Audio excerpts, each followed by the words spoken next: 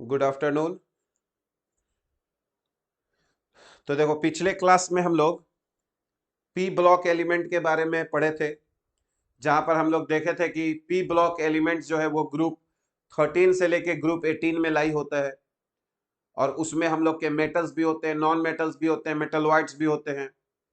फिर हम लोग बताए थे कि ग्रुप 18 को नोबेल गैस बोलते हैं, क्योंकि उनका ऑक्टेट कंप्लीट होता है, इसीलिए वो रिएक्शंस में पार्टिसिपेट नहीं करते हैं।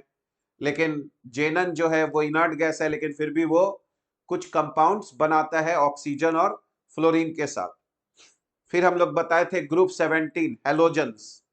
तो हम लोग बताए थे कि इसमें बहुत स्ट्रॉन्ग टेंडेंसी होता है एक इलेक्ट्रॉन लेने का। यानी जब ये इलेक्ट्रॉन लेते हैं तो ये एनर्जी को क्या करते हैं, रिलीज करते हैं। और इसीलिए हम लोग कहते हैं कि इलेक्ट्रॉन गेन इंथैल्पी इनका क्या होता है, निगेटिव होता है। यानी वो एनर्जी क्या करते हैं, रिलीज करते हैं। फिर हम लोग देखे थे कि जो ग्रुप 16 था उसको हम लोग ऑक्सीजन फैमिली कहते हैं। तो सबका तुमको कम से कम एलिमेंट याद होना चाहिए।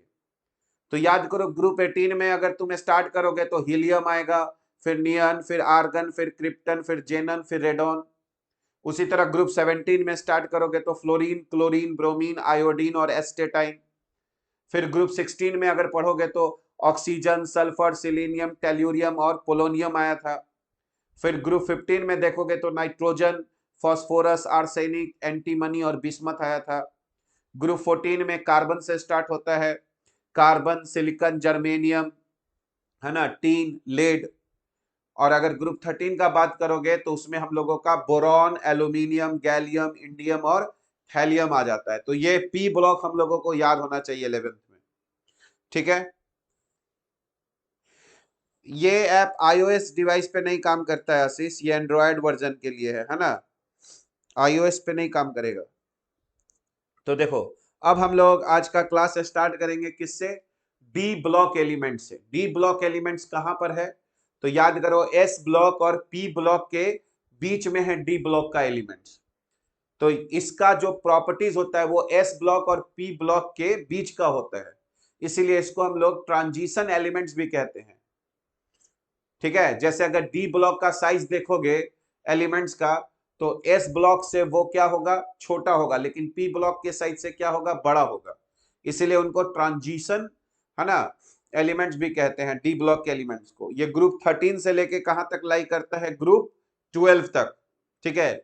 ये सब क्या होते हैं, मेटल्स होते हैं। और जानते हो कि जो डी ब्लॉक के एलिमेंट्स होते हैं उनका कुछ खास प्रॉपर्टीज होता है। जैसे उनमें वेरिएबल ऑक्सीडेशन स्टेट होता है। ठीक है।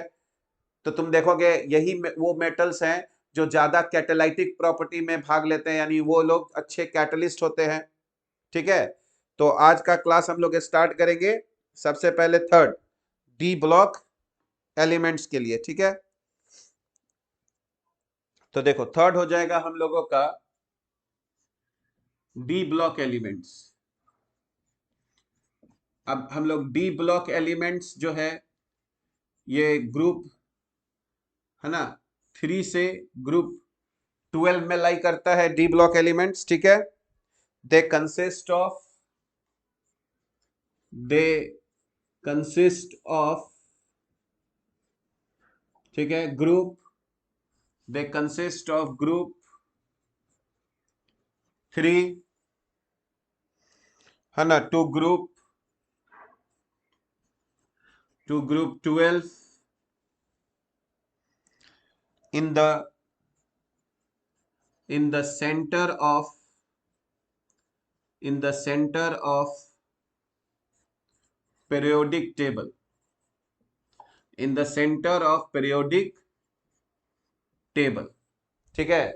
तो जैसा कि अगर तुम देखो, तो अगर हम लोग यहां पर अगर ग्रुप को प्लॉट करें, ग्रुप, और यहां पर अगर हम लोग पीरियड को नीचे अगर हम लोग प्लॉट करें ग्रुप और पीरियड को, तो देखो ग्रुप 3 से लेके 12 तक जाएगा।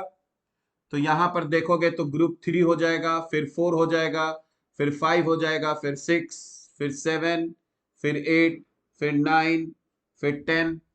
पता नहीं वहां तक दिखाई देगा, नहीं दिखाई दे रहा है। ठीक है। तो हम लोग क्या करते हैं, थोड़ा सा इधर से प्लॉट करते हैं। तो देखो, यहां से अगर हम लोग थोड़ा प्लॉट करें तो ग्रुप यहाँ पे 3 लिखते हैं, 4, 5, 6, 7, 8, 9, 10 यहां तक दिखाई दे रहा होगा, ठीक है, 9, 10। उसके बाद देखोगे तो 11 और 12, ठीक है। और याद करो पीरियड स्टार्ट होगा कहां से, 4th से, तो ये ग्रुप हो गया, ठीक है, ये हम लोगों का ग्रुप हो गया। तो यहां पर लिखते हैं ये हम लोगों का ग्रुप हो गया। और अगर हम लोग पीरियड स्टार्ट करें तो याद करो पीरियड स्टार्ट होगा 4th से, ठीक है, तो 4th पीरियड में, तो 4th पीरियड फिर क्या हो जाएगा हम लोगों का 5th पीरियड, फिर 6th पीरियड और फिर 7th पीरियड, ठीक है। अब तुम इसमें याद करोगे तो 4th पीरियड वाला सब लोगों को याद होता है, याद करो यहाँ स्कैंडियम होता है, टाइटेनियम, वेनेडियम, क्रोमियम, एमएन, ठीक है। फिर अगर तुम यहां पर आ जाओगे तो आयरन, फिर यहाँ कोबाल्ट, फिर यहाँ निकेल, फिर यहाँ कॉपर और फिर यहाँ जिंक, ठीक है, डी ब्लॉक में। उसके बाद देखो तुम अगर इधर आओगे तो जिंक के नीचे क्या होता है, कैडमियम होता है, फिर यहाँ नीचे क्या होता है, मरकरी होता है, ये 6 तक में आ जाएगा। कॉपर के नीचे देखोगे तो सिल्वर होता है, एजी, फिर इसके नीचे एयू हो जाता है। निकेल के नीचे हम लोग पढ़े हैं प्लैडियम होता है, फिर इसके नीचे प्लैटिनम होता है, ठीक है। कोबाल्ट के नीचे हम लोगों का रोडियम होगा, फिर यहाँ इरिडियम हो जाता है। उसके बाद आयरन का देखोगे तो उसके बाद यहाँ पर रुथेनियम होता है, फिर यहाँ ऑस्मियम हो जाता है। एमएन में देखोगे तो टेक्नीशियम होता है, फिर यहाँ पर रीनियम हो जाता है, आरई। क्रोमियम के नीचे मॉलिब्डेनम हो जाएगा, फिर उसके नीचे टंगस्टेन हो जाएगा। उसके बाद वेनेडियम के नीचे हम लोगों का नियोबियम हो जाएगा, फिर यहाँ टेंटेलम हो जाएगा। टाइटेनियम के नीचे यहाँ पे हमारा जिरकोनियम होता है और यहाँ पर हमारा हाफनियम हो जाएगा। उसके बाद स्कैंडियम के नीचे इट्रियम होता है, फिर यहाँ लैंथेनम होता है। और ग्रुप 7 में सिर्फ लिखोगे तो यहाँ पर हम लोग एक्टिनियम लिख सकते हैं। तो देखो ये हम लोगों का, ये जो हम लोगों का वो डी ब्लॉक होता है, D block, D block elements, ठीक है, ये हमारा डी ब्लॉक एलिमेंट्स है। यहां पर ग्रुप हो गया और यहां पर हम लोगों का पीरियड हो गया। जहां पर याद रखना कि 6th और 7th पीरियड में लेंथेनॉइड्स होता है, पढ़े ना हम लोग, 6th और 7th पीरियड में लेंथेनॉइड्स और एक्टिनॉइड्स। 6th में लेंथेनॉइड्स होता है और ये एक्टिनॉइड्स। तो याद करो इसका एटॉमिक नंबर 21 है, फिर इसमें 18 जोड़ो तो ये 39 हो जाएगा, फिर तुम 18 जोड़ो तो ये 57 हो जाएगा। और तुम लोग को याद होगा तो हम बताए थे कि 57 के बाद 14 जो एलिमेंट्स है वो हम लोगों का एफ में जाता है।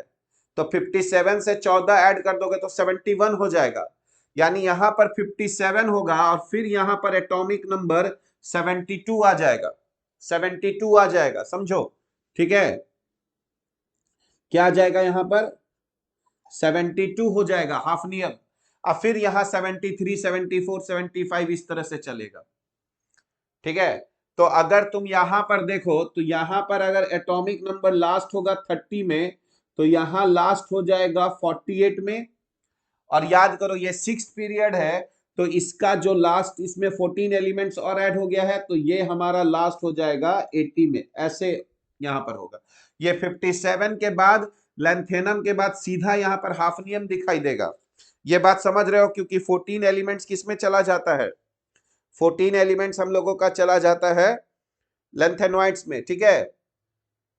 उसी तरह अगर तुम यहां पर एक्टिनियम देखोगे तो इसका 32 ऐड करोगे तो 89 हो जाएगा।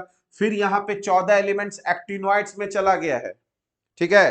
तो बताओ इसके ठीक बाद का नंबर क्या होगा, इसके ठीक बाद का एटॉमिक नंबर क्या होगा, 100 क्या हो जाएगा, 14 जोड़ेंगे तो 102, है ना, रदरफोर्डियम, आर एफ, ये सीधा हम लोगों का 102 आ जाएगा।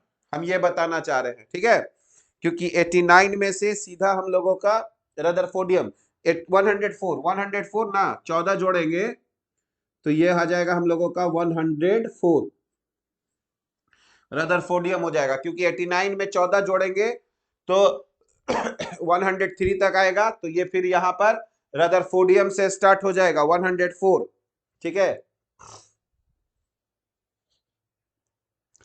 तो ये हम लोगों का जो डी ब्लॉक एलिमेंट्स है, ये हम लोगों को इतना कम से कम तुम याद रखो, इतना तुम कम से कम याद रखो। पूरा जो है 6D याद रखने की जरूरत नहीं है। 7th पीरियड में कौन है, याद रखने की जरूरत नहीं है अभी, लेकिन इतना याद रखोगे तो फायदा करेगा। ठीक है, तो देखो जैसा कि हम लोग यहाँ पर देख रहे हैं कि ये ग्रुप 3 से 12 में है, और एट द सेंटर ऑफ क्या है, at the centre of periodic table. और याद करो जो डी ब्लॉक का इलेक्ट्रॉनिक कन्फिग्रेशन होता है उसमें NS2 होगा। पहले 4s भरता था, याद करो, फिर उसके बाद 3D भरता था, 4s के बाद 3D भरता था। तो जनरल अगर इलेक्ट्रॉनिक कन्फिग्रेशन देखोगे, जनरल इलेक्ट्रॉनिक कन्फिग्रेशन अगर देखो, जनरल इलेक्ट्रॉनिक अगर कन्फिग्रेशन देखोगे डी ब्लॉक के लिए, general electronic configuration is N-1D, 1 से लेके 10, और NS, ठीक है, NS, और 0 से लेकर 2, ऐसे भी होता है कभी कभी, है ना, 0 भी हो जाता है। जैसे याद करो पैलेडियम में हम लोग बताए थे D10 और S0 हो जाता है। ठीक है, तो D हम लोगों का 1 से लेके 10 तक बढ़ेगा, और NS में 0, 1, 2 कुछ भी हो सकता है, क्योंकि S के बाद ही D बढ़ता है। ठीक है, तो इनको हम लोग डी ब्लॉक क्यों कहते हैं, क्योंकि डी ऑर्बिटल प्रोग्रेसिवली फिल्ड होता है ना, दे आर कॉल्ड, है ना, d block elements, they are called d block elements. ठीक है, because d orbitals are, because d orbitals are, because d orbitals are progressively filled, क्योंकि डी ऑर्बिटल्स जो है वो धीरे धीरे हम लोगों का यहाँ पर भर रहा है। ठीक है, इसीलिए ग्रुप 3 से लेके ग्रुप 12 के एलिमेंट्स को हम लोग डी ब्लॉक एलिमेंट्स कहते हैं। ठीक है, साथ ही साथ चूंकि इनका प्रॉपर्टीज जो है वो एस और पी के बीच में लाई करता है, इसलिए इनको ट्रांजिशन एलिमेंट्स भी बोलते हैं। पर बाद में ट्रांजिशन एलिमेंट्स का मतलब समझा गया कि ऐसे एलिमेंट्स, है ना, जिनके ग्राउंड स्टेट में या किसी भी ऑक्सीडेशन स्टेट में कम से कम हम लोगों का एक जो है ना, अनपेयर्ड इलेक्ट्रॉन हो, यानी इनकम्प्लीट डी ऑर्बिटल्स होना चाहिए। ठीक है, तो जिसमें भी इनकम्प्लीट डी ऑर्बिटल्स है उसको हम लोग क्या बोले, ट्रांजिशन एलिमेंट्स। ठीक है, तो ट्रांजिशन एलिमेंट्स पहले तो डी ब्लॉक को शुरुआत में सबको बोल दिया गया, लेकिन बाद में जो है सिर्फ उसी को ट्रांजिशन एलिमेंट्स बोला गया जिसके पास इनकम्प्लीट डी ऑर्बिटल होता है, या तो ग्राउंड स्टेट में या तो अपने किसी, है ना, स्टेबल ऑक्सीडेशन स्टेट में। जैसे याद करो जिंक का कन्फिग्रेशन क्या होता है, जिंक का याद करो, जिंक को बोला जाता है 4s2 और 3d10। तो बताओ क्या जिंक में कोई, है ना, खाली हम लोग के पास क्या जिंक में इनकम्प्लीट डी ऑर्बिटल है, क्या जिंक का डी ऑर्बिटल इनकम्प्लीट है, बताओ यस कि नो, टाइप करो यस कि नो। नो, जिंक में इनकम्प्लीट डी ऑर्बिटल नहीं है। और जानते हो Zn2 प्लस में कंपाउंड बनाता है, Zn2 प्लस में कंपाउंड बनाता है। तो अगर 2 इलेक्ट्रॉन हटाओगे तो 4s2, तो देखो यहां पर 3d10 हो गया, यानी इसके पास भी इनकम्प्लीट डी ऑर्बिटल नहीं है। इसीलिए याद करो जो ग्रुप 12 के एलिमेंट्स होते हैं, जिंक, कैडमियम या Hg, तो हम लोग उनको बोलते हैं कि भाई आपके, है ना, ग्राउंड स्टेट में या किसी ऑक्सीडेशन स्टेट में जो है वो हम लोगों का इनकम्प्लीट डी ऑर्बिटल नहीं है, इसीलिए हम लोग उनको ट्रांजिशन एलिमेंट्स नहीं बोलते हैं। ट्रांजिशन एलिमेंट्स का मतलब ग्राउंड स्टेट या किसी ऑक्सीडेशन स्टेट में इनकम्प्लीट, है ना, डी ऑर्बिटल होना चाहिए, इनकम्प्लीट। ठीक है,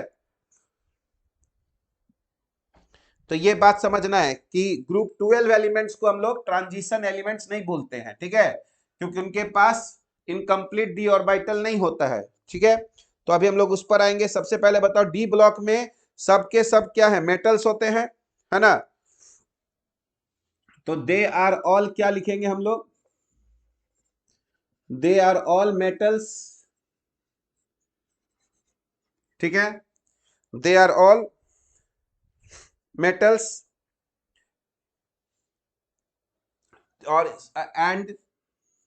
and all of them are, and all of them are solid, and all of them are solids except mercury, है ना। एक्सेप्ट क्या होता है, मरकरी, है ना, बहुत इंपॉर्टेंट है। मरकरी का सिंबल क्या हो गया, Hg। एक्सेप्ट मरकरी, है ना, विच इज लिक्विड। अगर रूम टेम्परेचर के बारे में बात करेंगे तो मरकरी क्या हो जाएगा, लिक्विड हो जाएगा, ठीक है। तो मरकरी एक मेटल है, पर वो हम लोगों का लिक्विड स्टेट में है ना, अगर हम लोग रूम टेम्परेचर पे बात करें तो, ठीक है। और मोस्ट ऑफ देम आर क्या होगा, मेलेबल, मेटल है तो मेलेबल होगा, डक्टाइल होगा, उसका टेंसाइल स्ट्रेंथ ज्यादा होगा, ठीक है। तो हम लोग क्या कहते हैं, all of them are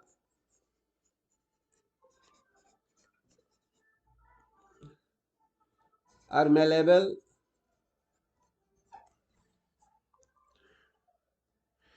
and ductile, क्योंकि मेटल्स हैं।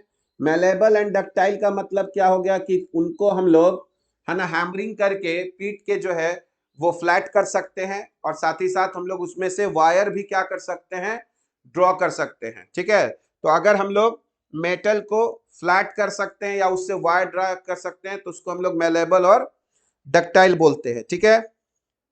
और साथ ही साथ तुम देखोगे कि जो इनके जो आयंस होते हैं वो कलर्ड होते हैं, जैसे कॉपर 2+ देखना ब्लू कलर का होता है, ठीक है। तो हम लोग कहेंगे कि इनके जो आयंस होते हैं इनके पास कलर होते हैं। कलर क्यों आता है, तो देखो जिसके पास भी अनपेयर्ड इलेक्ट्रॉन हो जाएगा ना तो वो कलर्ड हो जाता है। जैसे हम तुमसे बोले Zn2+, बताओ क्या Zn2+ का जब इलेक्ट्रॉनिक कन्फिग्रेशन लेते हो तो 3d10 हो गया Zn2+ में, तो सारा इलेक्ट्रॉन्स क्या हो गया, पेयर्ड हो गया।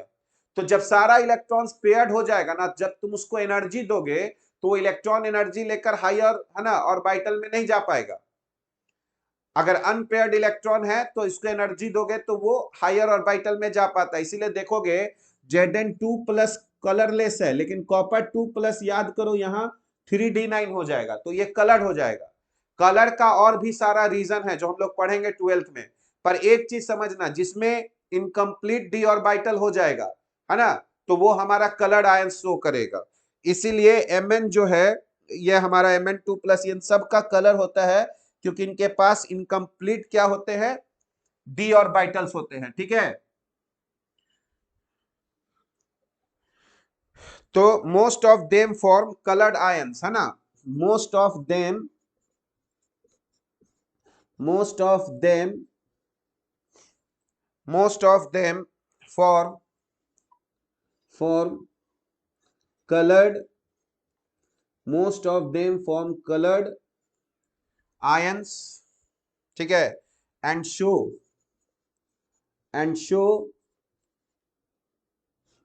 paramagnetic behaviour. पैरामैग्नेटिक का मतलब क्या होता है कि अगर तुम इनको मैग्नेटिक फील्ड में ले आओ तो ये वीकली अट्रैक्शन महसूस करेगा मैग्नेटिक फील्ड के तरफ, ठीक है। तो अगर तुम जैसे आयरन को मैग्नेटिक फील्ड में ले जाते हो तो जानते हो आयरन जो है मैग्नेटिक फील्ड की तरफ अट्रैक्ट हो जाता है, ठीक है। तो ऐसे सब्सटेंस को हम लोग पैरामैग्नेटिक बोलते हैं। इसमें अभी और भी टर्म होता है, पैरामैग्नेटिक होता है, फेरोमैग्नेटिक होता है। तो फिलहाल को समझना है कि जो डी ब्लॉक के जो आयंस होते हैं उनके पास अनपेयर्ड इलेक्ट्रॉन्स होते हैं, और हम लोग एटॉमिक स्ट्रक्चर में पढ़े हैं कि जिनके पास भी अनपेयर्ड इलेक्ट्रॉन्स होते हैं उनके पास पैरामैग्नेटिक बिहेवियर होता है, ठीक है। तो अगर तुम्हारे पास अनपेयर्ड इलेक्ट्रॉन्स आ गया तो तुम समझ जाना कि उसमें पैरामैग्नेटिक बिहेवियर हो जाएगा, और साथ ही साथ वो कलर्ड आयंस भी शो करेगा, ठीक है।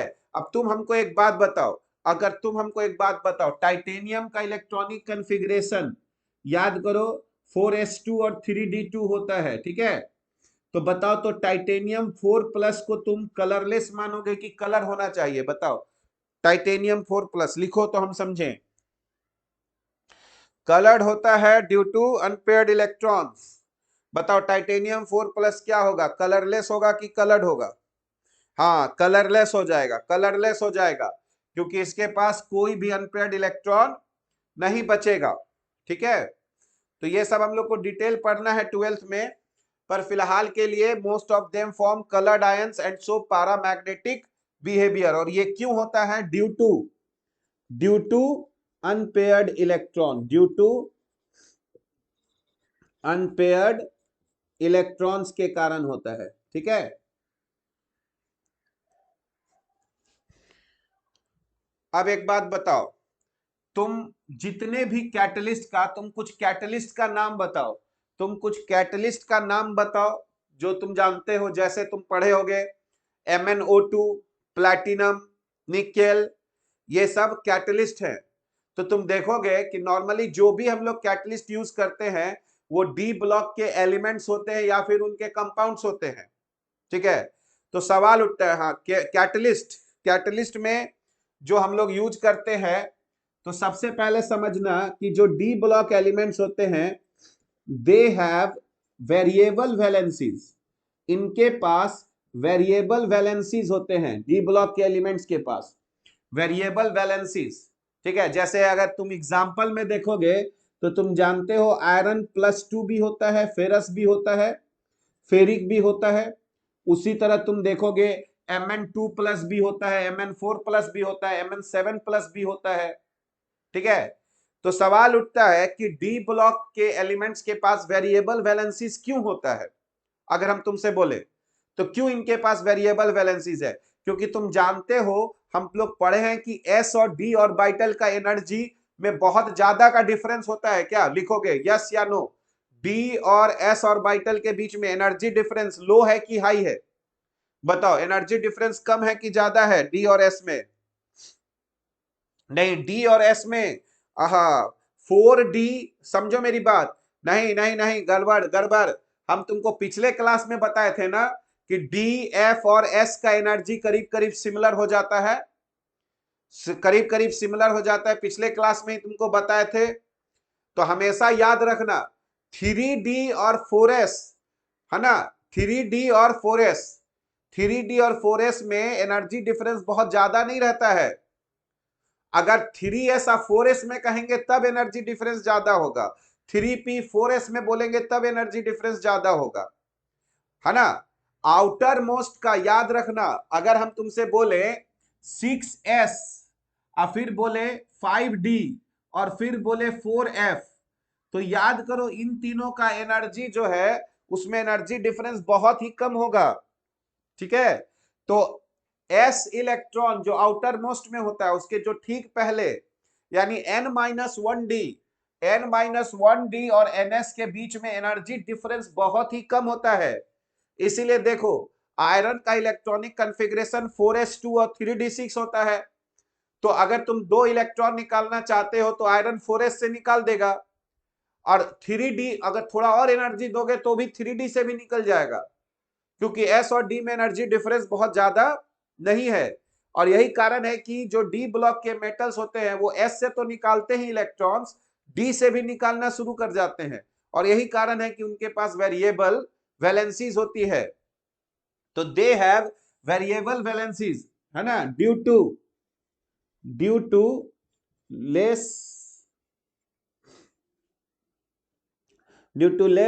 या due to low energy difference, due to low energy difference between, यहां हम लोग लिख दे रहे हैं बिटवीन 4s एंड 3d, क्योंकि हम लोग नॉर्मली, है ना, 3d वाले एलिमेंट्स का ही केमिस्ट्री पढ़ते हैं, इसीलिए इनके पास क्या होता है, वेरिएबल वैलेंसीज होता है बिटवीन 4s एंड 3d। ठीक है, और याद करो जिसके पास वेरिएबल वैलेंसीज होगा वो ही कैटालाइटिक बिहेवियर शो करेगा, क्योंकि देखो कैटलिस्ट को क्या करना है, कैटलिस्ट को रिएक्शन के बीच में बॉन्ड बनाना है और बाद में उस बॉन्ड को तोड़ देना है। तो अगर जिसके पास, मान लो जैसे फ्लोरीन या फिर मान लो सोडियम, तो सोडियम अगर तुम कैटलिस्ट की तरह सोचोगे तो यूज ही नहीं कर सकते, क्योंकि सोडियम का तो टेंडेंसी है सिर्फ एक इलेक्ट्रॉन खोएगा और कंपाउंड बना लेगा।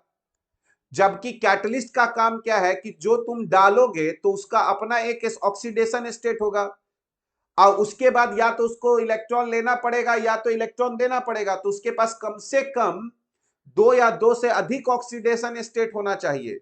इसीलिए देखोगे अल्कली मेटल या अल्कलाइन अर्थ मेटल ये सब कभी कैटलिस्ट का काम नहीं करता है, क्योंकि ये जो कंपाउंड डाले, मान लो NaCl डाले तो NaCl में Na प्लस हो गया, है ना। तो पॉइंट है कि इसके पास तो वेरिएबल वैलेंसीज है ही नहीं, ठीक है। तो कैटलिस्ट कौन होता है? जिसके पास वेरिएबल वैलेंसीज होता है, क्योंकि उसको बहुत सारा काम करना पड़ता है। रिएक्शन में हो सकता है अलग से फिर बॉन्ड बनाना पड़े, फिर बॉन्ड को तोड़ना पड़े। इसीलिए डी ब्लॉक के जो मेटल्स होते हैं या फिर उनके कंपाउंड्स होते हैं वो अच्छा कैटलिस्ट होते हैं, क्योंकि उनके पास वेरिएबल वैलेंसीज होती है, ठीक है। तो यहां पर तुम देखोगे कि देशो कैटेलाइटिक बिहेवियर, ठीक है, ड्यू टू, किसके कारण? ड्यू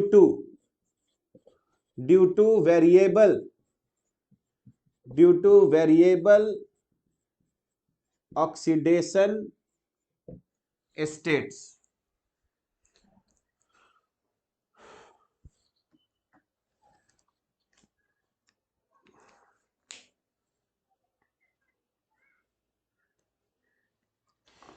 कॉपर का डी ऑर्बिटल कहां से फुलफिल होता है? कॉपर का ना फुलफिल होता है दिव्यांशु, कॉपर 2+ लोगे तो कहां से फुलफिल है? कॉपर 2+ का 3d9 हो गया, है ना। एलिमेंट खाली ग्राउंड स्टेट नहीं देखना है, उसके ऑक्सीडेशन स्टेट को भी काउंट करना है ना। एजी भी 2+ बनाता है, तो कॉपर 2+ में है कि नहीं इनकम्प्लीट डी ऑर्बिटल? कॉपर 2+ में है इनकम्प्लीट डी ऑर्बिटल, इसीलिए उसको ट्रांजिशन एलिमेंट्स में रखा गया है, समझ गए। खाली ग्राउंड स्टेट में नहीं देखना है, ग्राउंड स्टेट के साथ, है ना, जो ऑक्सीडेशन स्टेट वो बना रहा है उसमें भी देखना है।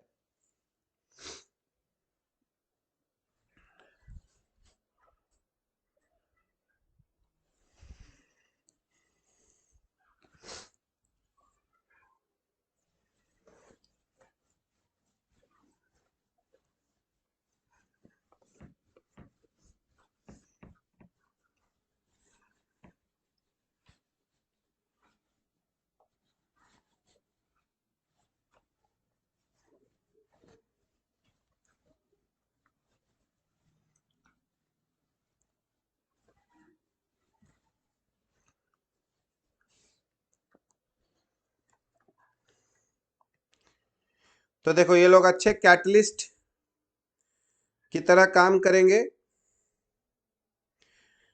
उसके बाद हम लोग क्या लिखेंगे कि जो ट्रांजिशन एलिमेंट्स वाला बात हम लोग लिखे थे, है ना, जिंक कैडमियम एंड Hg, ठीक है।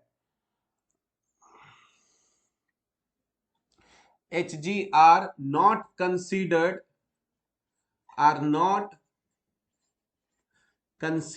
as transition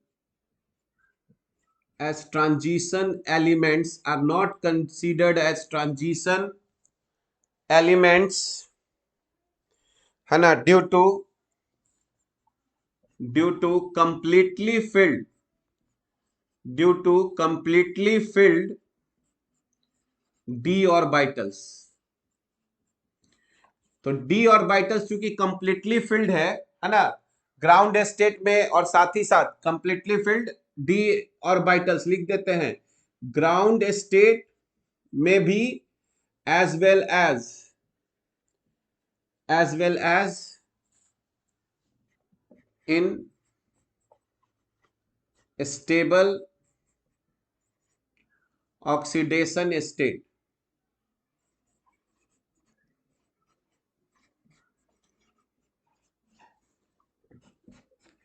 याद करो, एलॉय का नाम सुने होंगे। एलॉय जो है वो क्या होता है? एलॉय जो है वो सॉलिड सॉल्यूशन होता है। सर ट्रांजिशन का मीनिंग क्या होता है? ट्रांजिशन का मीनिंग क्या होता है? जैसे तुम अभी ट्रांजिशन फेज में हो, जैसे तुम कहोगे कि जो यंग एज हुआ वो ट्रांजिशन फेज हो गया किसके बीच में, है ना, जो तुम एक बच्चे थे, है ना, तो तुम एक न्यू बॉर्न बेबी और एक ओल्ड, है ना, मैन के बीच के फेज में हो, तो तुम एक ट्रांजिशनल फेज में हो। तो ट्रांजिशन का मतलब होता था ट्रांजिशन का मतलब क्या होता है? जिसका प्रॉपर्टीज दोनों के बीच का हो।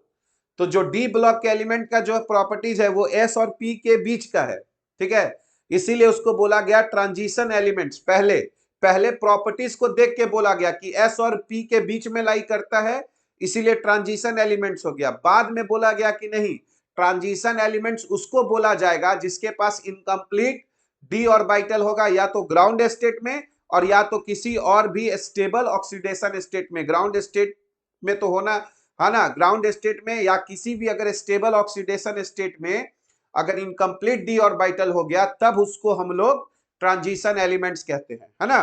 तो ट्रांजिशन एलिमेंट्स पैरामैग्नेटिक बिहेवियर क्या होता है? देखो, अगर तुम किसी सब्सटेंस के पास अगर अनपेयर्ड इलेक्ट्रॉन है, तो याद करो हम लोग एटॉमिक स्ट्रक्चर में पढ़े हैं कि इलेक्ट्रॉन रेस्ट में तो है नहीं, तो वो घूम रहा है, तो वो करंट बना रहा है। तो अगर किसी के पास अनपेयर्ड इलेक्ट्रॉन होगा तो तुम उसको अगर मैग्नेटिक फील्ड में ले जाओगे तो मैग्नेटिक फील्ड उसको अट्रैक्ट करेगा अपनी ओर। तो जो सब्सटेंस को मैग्नेटिक फील्ड अपनी तरफ वीकली अट्रैक्ट करे उसको पैरामैग्नेटिक बोलते हैं, ठीक है। उसके लिए अनपेयर्ड इलेक्ट्रॉन होना चाहिए। और डायमैग्नेटिक का मतलब होगा कि उसमें कोई अनपेयर्ड इलेक्ट्रॉन नहीं होगा। तो वैसे सब्सटेंस को मैग्नेटिक फील्ड में लेके जाओगे तो वो वीकली रिपेल्ड होगा, ठीक है। तो इसको हम लोग लिख देते हैं, है ना, ताकि तुम लोग उसको मतलब भुलाओ नहीं। पैरामैग्नेटिक का मतलब होगा, पैरामैग्नेटिक का मतलब होगा these are weakly attracted, these are weakly attracted by magnetic field, attracted by magnetic field। और इसको होने के लिए याद करो एटॉमिक स्ट्रक्चर में हम लोग एक टर्म डिफाइन किए थे, स्पिन मैग्नेटिक मोमेंट, जिसको हम लोग लिखे थे square root n into n plus 2 Bohr magneton. याद आ रहा है तुम लोगों को? Spin only magnetic moment. तो these are weakly attracted by magnetic field, है ना, due to presence of unpaired electrons. Unpaired electrons इसके पास होना चाहिए, due to presence of unpaired electrons, ठीक है। डायमैग्नेटिक अगर बोलोगे, डायमैग्नेटिक, तो इसका मतलब क्या होगा? तो डायमैग्नेटिक जो होता है, these are weakly repelled, these are weakly repelled by magnetic field, और इनके पास नो अनपेयर्ड इलेक्ट्रॉन्स होगा, कोई अनपेयर्ड इलेक्ट्रॉन्स इसमें नहीं होगा। होपफुली तुम लोगों को क्लियर हो गया होगा, है ना। याद करो, इसी में एक टर्म हम लोग सीखे थे, ये सब बहुत इंपॉर्टेंट टर्म है, नहीं भुलाना है। एक टर्म सीखे थे, spin only magnetic moment, spin only magnetic moment, जो root under n into n plus 2 Bohr magneton एक यूनिट होता था, ठीक है, बीएम, जहां एन होता था number of unpaired electrons, where n is equal to number of unpaired electrons.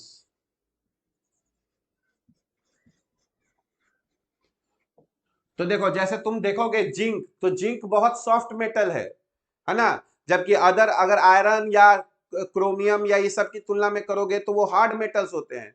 तो जो ग्रुप 12 के एलिमेंट्स हैं उनका प्रॉपर्टीज बहुत सारा मैच करता भी है, बहुत सारा नहीं भी मैच करता, इसीलिए उसको हम लोग डी ब्लॉक के साथ ही रख रहे हैं ग्रुप 12 को। पर उसको ट्रांजिशन एलिमेंट्स नहीं बोलेंगे क्योंकि उनके पास इनकम्प्लीट डी ऑर्बिटल नहीं होता है, ठीक है। अच्छा, उसके बाद हम लोग क्या बता रहे थे? उसके बाद हम लोग बता रहे थे कि जो एलॉय होता है वो दो तुम्हारे सॉलिड का सॉल्यूशन होता है जो आपस में मिक्स हो जाए। तो जब डी ब्लॉक एलिमेंट्स पढ़ोगे तो पता चलेगा उनका साइज में बहुत ज्यादा का डिफरेंस नहीं होता है। जैसे अगर तुम यहाँ पर, है ना, आयरन, है ना, कोबाल्ट, निकेल, ये तीनों का साइज देखो तो वो साइज करीब करीब सेम होता है। इसीलिए जो डी ब्लॉक के मेटल्स हैं वो आसानी से एलॉय बना सकते हैं। एलॉय कब बनेगा? जब एक एटम को हटा के कोई दूसरा एटम आ जाए। तो मान लो एक मेटल का क्रिस्टल है और दूसरे मेटल को उसमें मिक्स कर दो, अगर साइज सिमिलर रहेगा तो उसके एटम को हटाकर दूसरा भी वहां पर बैठ जाएगा। तो इसीलिए जो डी ब्लॉक के मेटल्स है वो आसानी से एलॉय फॉर्म कर लेते हैं, क्योंकि उनके जो एटॉमिक साइज है वो करीब करीब क्या हो सकता है, करीब करीब सेम होता है, तो इसीलिए वो लोग एलॉय फॉर्म कर लेते हैं। ठीक है, तो they can easily form alloys due to similar size।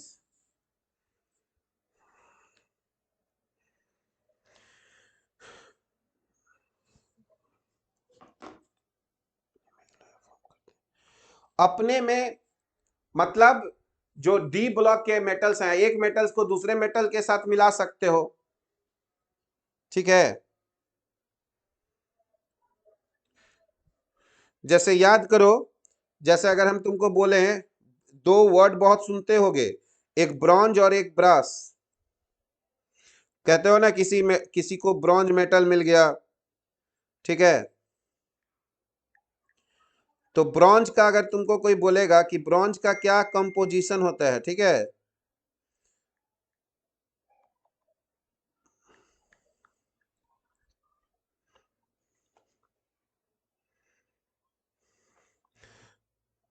तो कॉपर के साथ और भी सारा चीज मिला रहता है ना, जैसे कॉपर के साथ तुम कहोगे कि टीन भी मिला रहता है, तो ये सब एलॉय हो गया है ना। हाँ, ब्रास जो है वो एलॉय हो जाता है, हाँ, कॉपर और जिन का। बीएम जो है ना वो एक यूनिट है, बीएम जो है वो एक यूनिट है जिसको हम लोग बोर मैग्नेटॉन कहते हैं।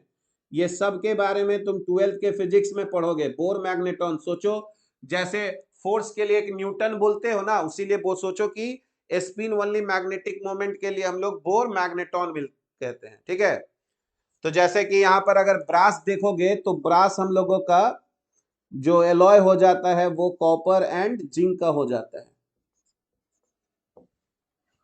ठीक है,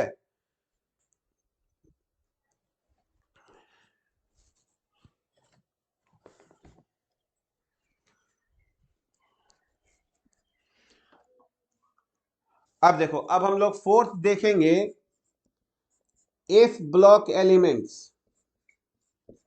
एफ ब्लॉक एलिमेंट्स,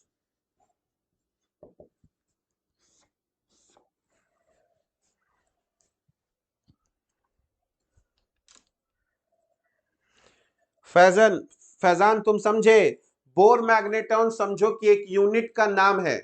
ठीक है बाबू, एक यूनिट का नाम है, जैसे फोर्स के लिए न्यूटन बोलते हो ना, उसीलिए सोचो कि मैग्नेटिक मोमेंट का एक यूनिट होता है जिसको हम लोग बोर मैग्नेटॉन बोलते हैं। ठीक है, और जिसके लिए हम लोग बीएम वर्ड यूज कर रहे हैं। ठीक है,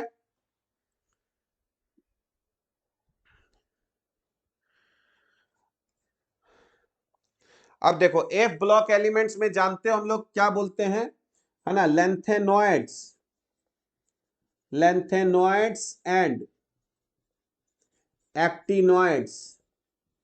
Lanthanoids and actinoids are called F block।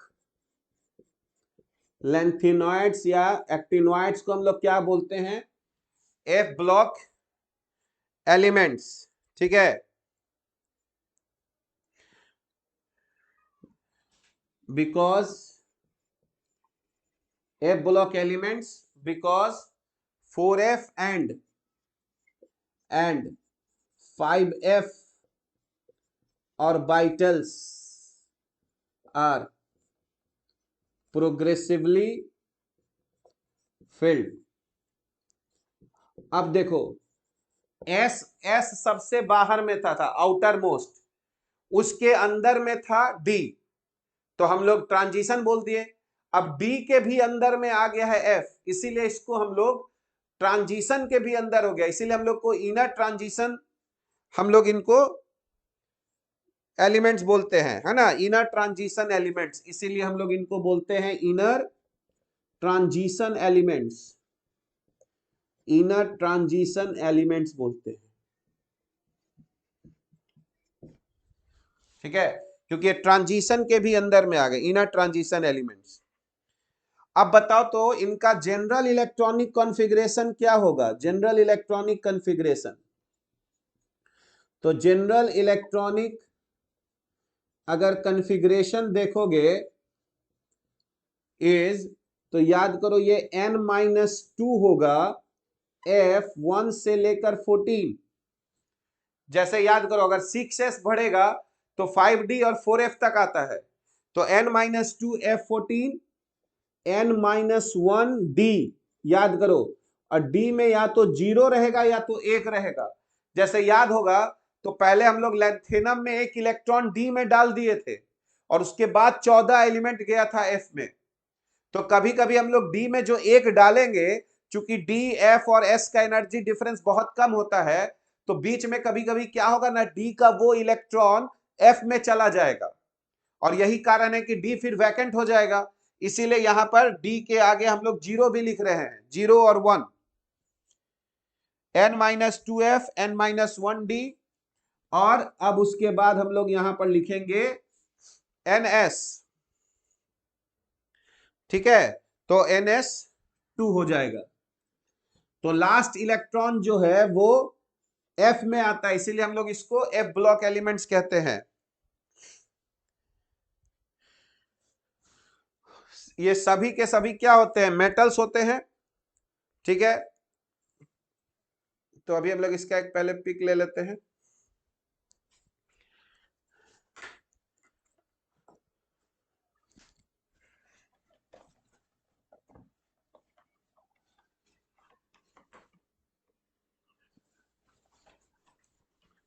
देखो अभी लेंथेनॉइड्स और एक्टिनॉइड्स को अभी याद रखने का जरूरत नहीं है उतना, है ना।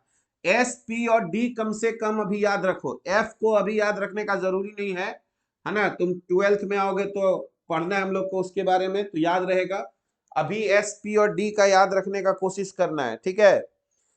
तो याद करो, अगर हम तुमको बोले लेंथेनॉइड्स का कॉन्फ़िगरेशन क्या हो जाएगा? लेंथेनॉइड्स, बताओ लेंथेनॉइड्स कहां से स्टार्ट होता है? लेंथेनॉइड्स कहां से स्टार्ट होता है? Z इज इक्वल टू 58 क्या होता है? सीरियम, सीरियम से लेकर लुटेशियम, है ना। तो लेंथेनॉइड जो है वो सीरियम Ce 58 हो जाता है, और है ना सीरियम ऐसे लिख देते हैं पहले। सीरियम से स्टार्ट होता है जिसका है ना एटॉमिक नंबर 58 हो गया, और उसके बाद लुटेशियम, लुटेशियम है ना Lu और 71। ठीक है, और लेंथेनॉइड्स का कॉन्फ़िगरेशन देखोगे तो 4f 1 से 14 होगा, 5d 0 से 1 होगा, और 6s 2 हो जाएगा लेंथेनॉइड्स में। ठीक है, लेंथेनॉइड्स किस पीरियड में लाई करता है? लेंथेनॉइड्स किस पीरियड में लाई करता है? तो ये हो जाता है हम लोगों का 6th पीरियड में है, 6th पीरियड में है, और 3rd ग्रुप में उसको रखा गया है। लेकिन वहां से हटाकर जो है उसको फिर पीरियोडिक टेबल में नीचे रख दिया गया है, ताकि पीरियोडिक टेबल का जो स्ट्रक्चर है वो नहीं बिगड़े। ठीक है, देखो लेंथेनॉइड्स में अगर पढ़ोगे, है ना, इन लेंथेनॉइड्स तो एक एलिमेंट है जिसको प्रोमीथियम बोला जाता है, सिर्फ वही हमारा रेडियो एक्टिव है।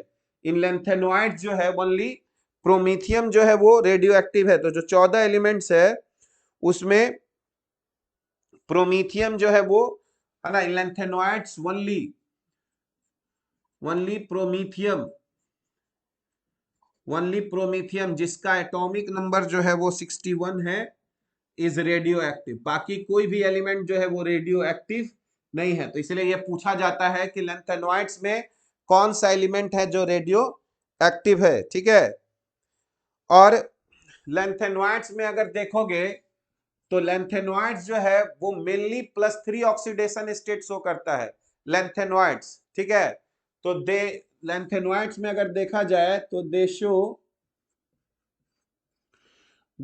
Mainly +3 oxidation state, +3 oxidation state. +3 mainly show करता है, कुछ कुछ एलिमेंट +2 और +4 भी शो करता है। +2 एंड +4 आर ऑल्सो पॉसिबल, लेकिन मेनली जो है वो +3 ऑक्सीडेशन स्टेट शो करता है lanthanoids.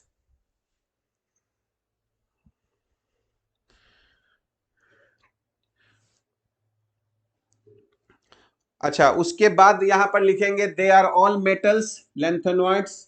They are all metals होते हैं लैंथेनॉइड्स में, ठीक है। उसी तरह अगर हम लोग एक्टिनॉइड्स अगर देखें, एक्टिनॉइड्स, तो एक्टिनॉइड्स का कॉन्फ़िगरेशन क्या हो जाएगा? 5f 4f के जगह अब क्या लिखेंगे? 5f 1 से 14, 6d 0 से 1 और 7s2। और उसी तरह से अब ये लाई करेगा किसमें? 7th पीरियड में और 3rd ग्रुप में रहेगा, ठीक है। एक्टिनॉइड्स जो है वो कहां से शुरू होगा?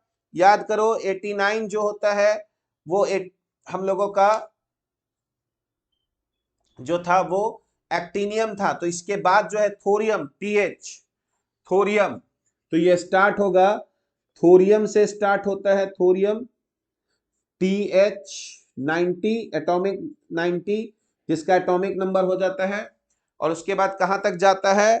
लॉरेन, है ना, lawrencium, lawrencium LR, lawrencium LR, जिसका एटॉमिक नंबर 103 हो जाता है। और इसमें इंपॉर्टेंट पॉइंट है, ठीक है, कि सबके सब रेडियो एक्टिव है, all are radioactive. Actinoids में ऑल आर रेडियो एक्टिव है, रेडियो एक्टिव मेटल्स। और साथ ही साथ इनमें बहुत ही वेरिएबल ऑक्सीडेशन स्टेट है, सिर्फ +3 नहीं शो करता है। सर ऑक्सीडेशन स्टेट क्या होता है? अरे गजब बात कर रहे हो। ऑक्सीडेशन स्टेट हम लोग पूरा एक चैप्टर पढ़े आए, उस ऑक्सीडेशन नंबर पढ़े नहीं हो तुम? ऑक्सीडेशन स्टेट कुछ ऐसा कुछ पढ़े थे कि CO2 में कार्बन का ऑक्सीडेशन स्टेट +4 होता है।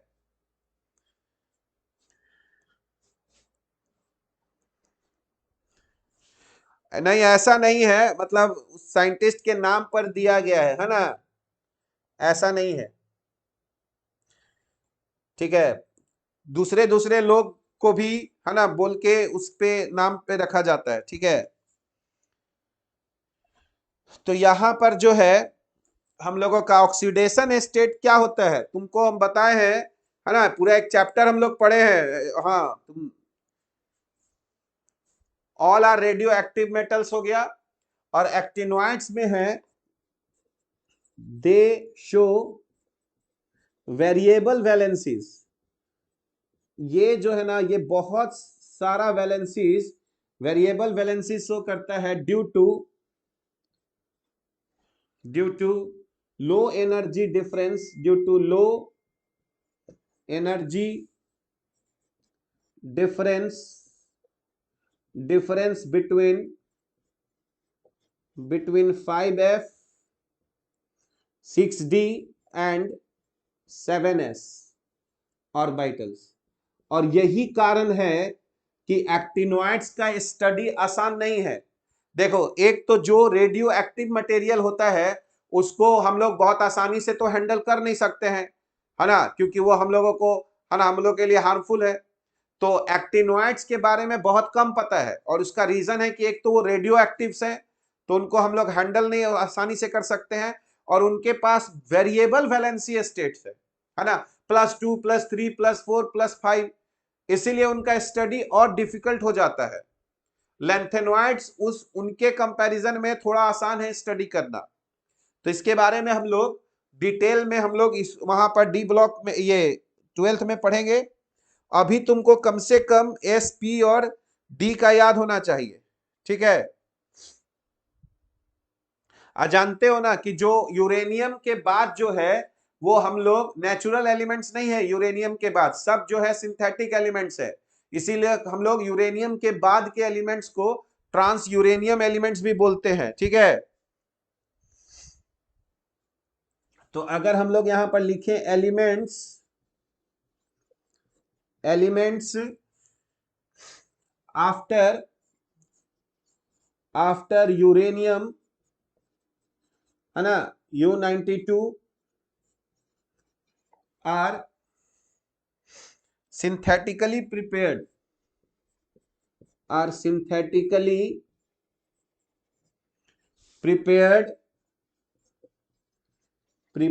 man made एलिमेंट्स, और यही कारण है कि इनको हम लोग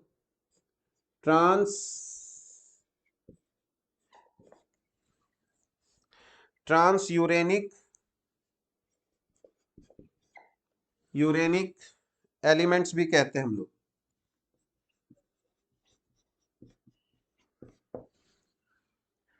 तो नॉर्मली तुम जो है ना एफ ब्लॉक में बस ये याद रखो कि लैंथेनॉइड्स कहां से स्टार्ट होता है, एक्टिनॉइड्स कहां से स्टार्ट होता है।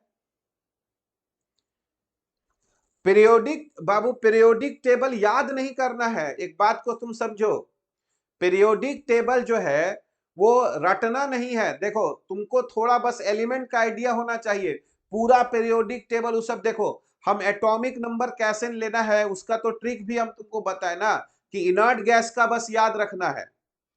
एस ब्लॉक में कौन एलिमेंट है अलग अलग करके रखो। कुछ लोग बहुत फनी टाइप का नाम लिख लिख के बताते हैं, वो सब बेवकूफी है। तुम 1 से 2 बार पढ़ोगे ना तो एस ब्लॉक तुमको ऐसे ही याद हो जाएगा, ठीक है। तो ग्रुप 1 ग्रुप 2 तो ऐसे ही सबको याद रहता है। और उसके बाद देखो ग्रुप 18 हो गया, इनर्ट गैस पता रहता है। ग्रुप 17 क्या है, halogens, fluorine, chlorine, bromine, iodine. 4 बार पढ़ोगे ना ऑटोमेटिकली याद हो जाएगा, वो सब नियम कानून में नहीं पढ़ना है, ठीक है। एफ ब्लॉक तो अभी याद नहीं करना है, बस हम लोगों को एस पी और थोड़ा सा डी का आइडिया रखना है, ठीक है।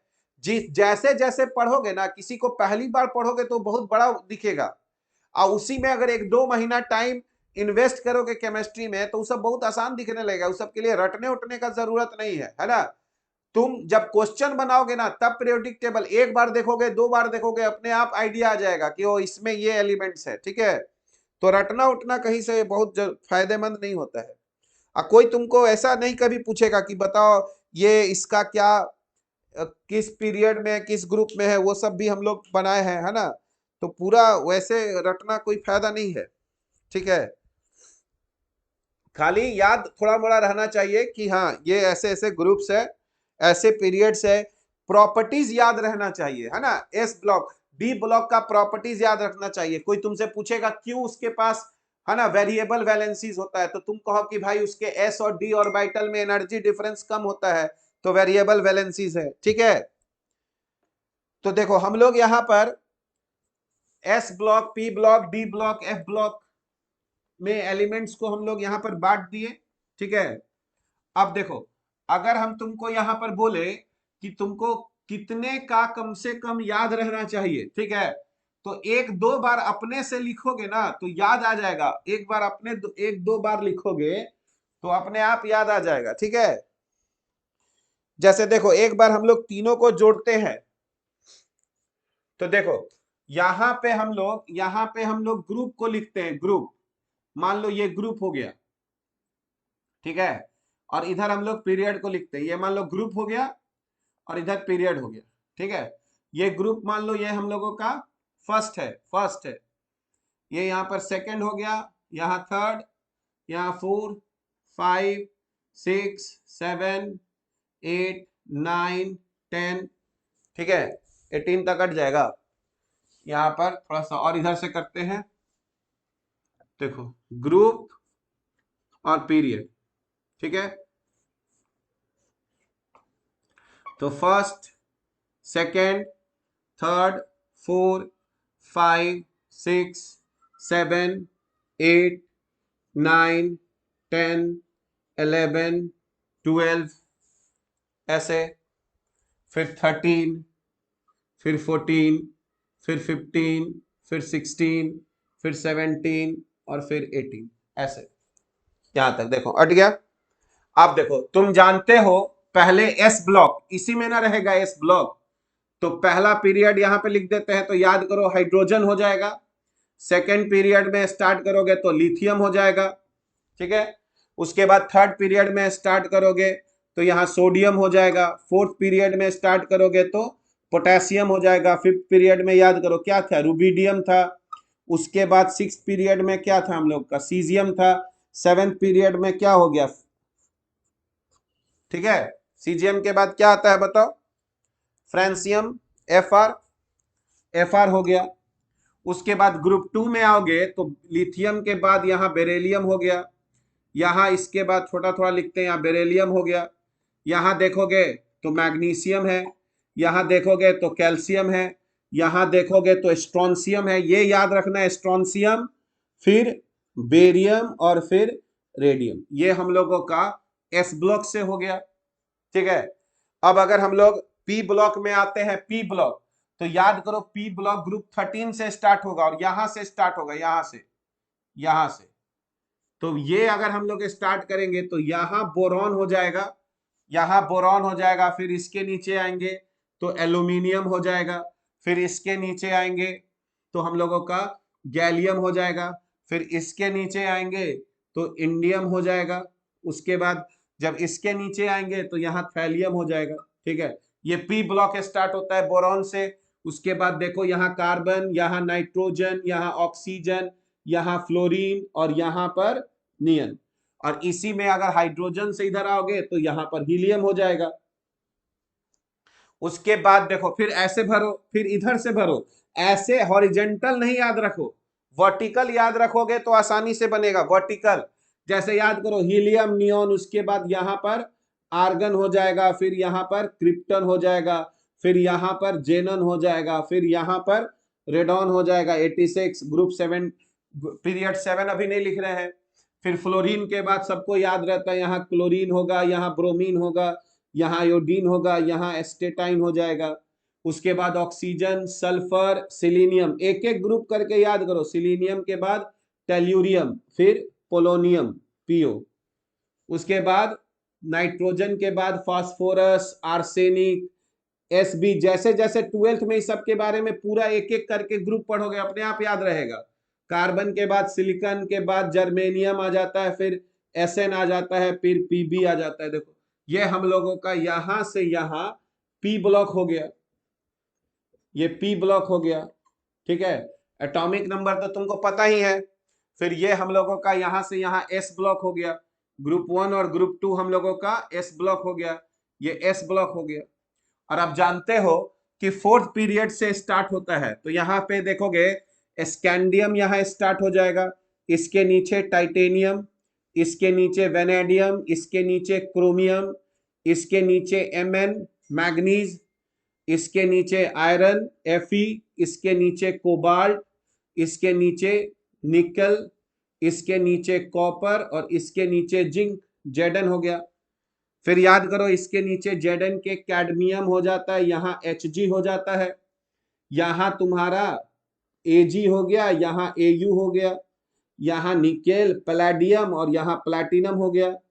उसके बाद कोबाल्ट था, फिर रोडियम था, इरिडियम हो गया, ठीक है। एक एक करके याद रखना है। आयरन है तो रुथेनियम हो गया और ऑस्मियम हो गया। उसके बाद मैंगनीज हो गया तो टेक्नीशियम हो गया, रीनियम हो गया। उसके बाद क्रोमियम हो गया तो मॉलिब्डेनम हो गया, टंगस्टन हो गया। वेनेडियम हो गया तो नियोबियम हो गया और टेंटेलम हो गया। टाइटेनियम हो गया तो जिरकोनियम हो गया और हाफनियम हो गया, ठीक है। वो स्कैंडियम हो गया, इट्रियम हो गया, यहाँ लेंथेनम ले लो और यहाँ एक्टिनियम हो गया।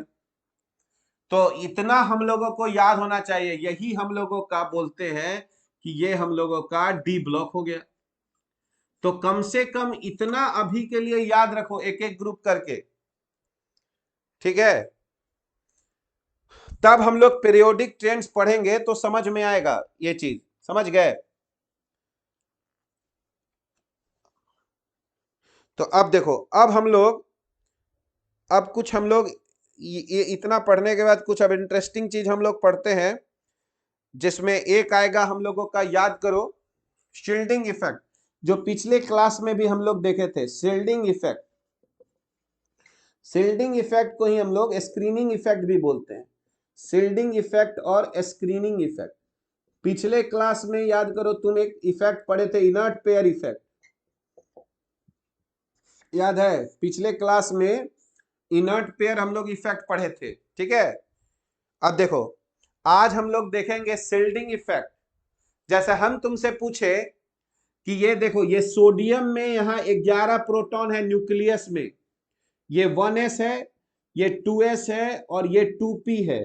1s में मान लो 2 इलेक्ट्रॉन, 2p में 6 इलेक्ट्रॉन, और ये 2s में, पहले 2s में तो 2 इलेक्ट्रॉन और 2p में मान लो 6 इलेक्ट्रॉन और 3s में 1 इलेक्ट्रॉन। ये सोडियम हो गया, सोचो सोडियम।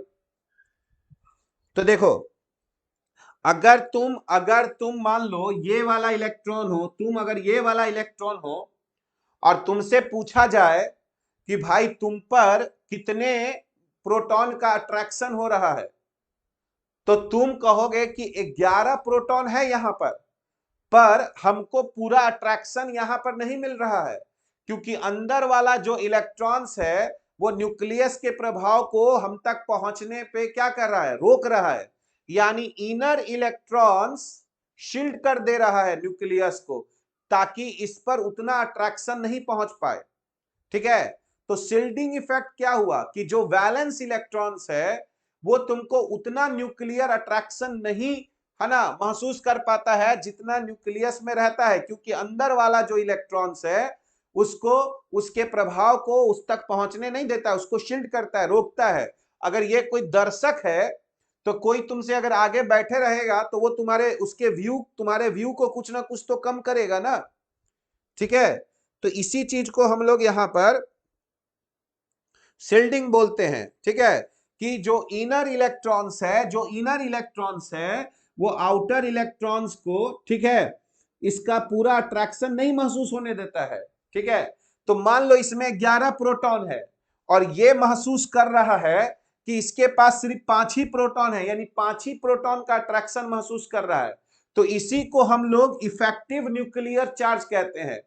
इफेक्टिव न्यूक्लियर चार्ज वो सोचो न्यूक्लियर चार्ज है जो वो इलेक्ट्रॉन महसूस कर रहा है, क्योंकि अंदर वाला इलेक्ट्रॉन्स उसको शील्ड कर रहा है, तो वो पूरा अट्रैक्शन तो महसूस करेगा नहीं। तो जो हमको लग रहा है कि हम पर जितना प्रोटॉन अट्रैक्ट कर रहा है उसको हमको इफेक्टिव न्यूक्लियर चार्ज बोलते हैं, ठीक है। तो अब सवाल उठता है कि हम लोग इफेक्टिव न्यूक्लियर चार्ज निकालते कैसे है, ठीक है। तो देखो सबसे पहले अगर कोई हमसे पूछेगा कि शील्डिंग इफेक्ट, स्क्रीनिंग इफेक्ट या शील्डिंग इफेक्ट क्या होता है, तो हम लोग क्या लिखेंगे? तो सबसे पहले हम लोग यहां पर लिखेंगे the decrease in the,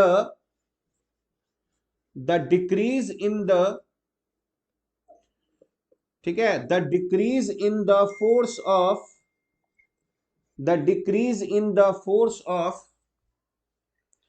attraction, the decrease in the force of attraction exerted by the nucleus on the valence electron due to presence of inner electrons, due to presence of inner electrons, due to presence of, है ना, inner electrons is called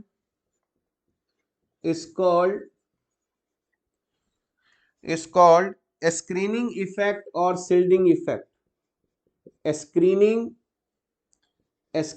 effect और shielding effect।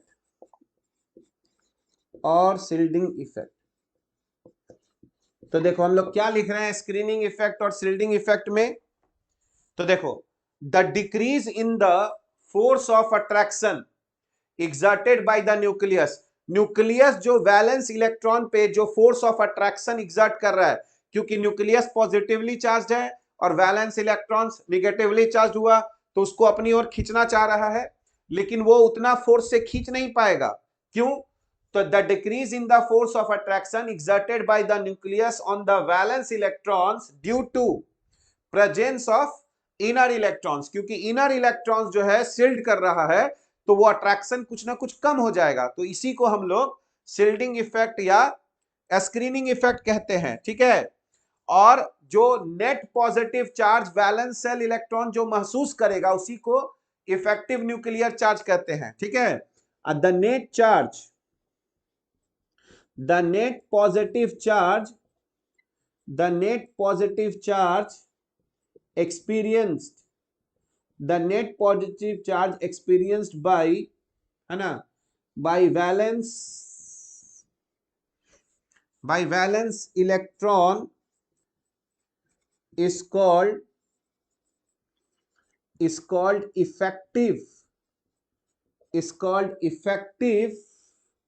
Nuclear charge, और इसी को हम लोग Z effective लिखते हैं। जेड इफेक्टिव, जैसे मान लो न्यूक्लियस में 11 प्रोटॉन है, पर वैलेंस इलेक्ट्रॉन को महसूस हो रहा है कि नहीं, 11 में से 6 प्रोटॉन का अट्रैक्शन तो हम महसूस ही नहीं कर रहे हैं, हम तो सिर्फ 5 ही प्रोटॉन का अट्रैक्शन महसूस कर रहे हैं। तो वैलेंस इलेक्ट्रॉन कहेगा कि नहीं भाई, इफेक्टिव न्यूक्लियर चार्ज सिर्फ 5 प्रोटॉन का है। ठीक है। तो जो वैलेंस इलेक्ट्रॉन महसूस करेगा पॉजिटिव चार्ज, वही उसका इफेक्टिव न्यूक्लियर चार्ज कहेगा। ठीक है। तो जैसे अगर हम तुमसे पूछे कि मान लो जो जेड इफेक्टिव होगा वो किसके बराबर होगा, तो वो जेड जो एटॉमिक नंबर है और माइनस सिग्मा, जेड इफेक्टिव जो होता है वो Z atomic number minus sigma, sigma हुआ, है ना, वो इलेक्ट्रॉन, वो सोचो सिग्मा को हम लोग बोलते हैं स्क्रीनिंग कांस्टेंट, है ना, यानी ये वो इलेक्ट्रॉन्स हो गया। ठीक है। या तुम समझो कि जो एटॉमिक नंबर है मान लो मेरा 11, ठीक है, और हम महसूस कर रहे हैं सिर्फ 5 प्रोटॉन का चार्ज, तो यहां पर हो गया कि ये जो इतना इलेक्ट्रॉन्स जो है एक तरह से, या सोचो इतना प्रोटॉन्स, उसको सील्ड कर दिया गया है। ठीक है। तो सिग्मा को हम लोग बोलते हैं, वेयर सिग्मा को हम लोग कहते हैं स्क्रीनिंग कांस्टेंट या सील्डिंग कांस्टेंट, इसको हम लोग कहते हैं स्क्रीनिंग कांस्टेंट या सील्डिंग कांस्टेंट। ठीक है। तो कितना प्रोटॉन सील्ड हो गया या कितना प्रोटॉन का प्रभाव खत्म हो गया, इसी को हम लोग, है ना, जेड में से घटा देंगे, तो जो बचेगा उसी को हम लोग जेड इफेक्टिव कहते हैं। अब ये जो स्क्रीनिंग कांस्टेंट है, इसको कैसे कैलकुलेट किया जाता है, तो इसके लिए एक नियम बताया था एक साइंटिस्ट स्लेटर, और उसी के नाम पे इसको बोला गया स्लेटर्स रूल। ठीक है। तो स्क्रीनिंग कांस्टेंट कैसे हम लोग कैलकुलेट करते हैं ताकि हम लोग इफेक्टिव न्यूक्लियर चार्ज हम लोग निकाल पाए, उसका कुछ नियम बताया गया है। ठीक है।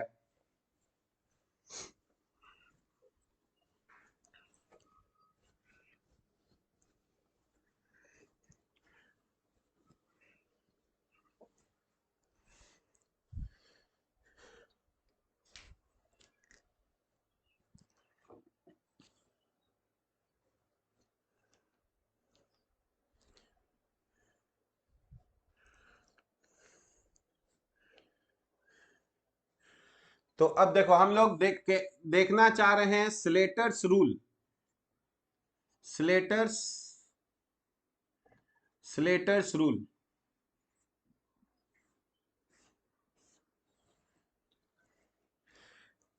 स्लेटर्स रूल यानी हम लोग डिटर्मिनेशन करना चाह रहे हैं, डिटर्मिनेशन,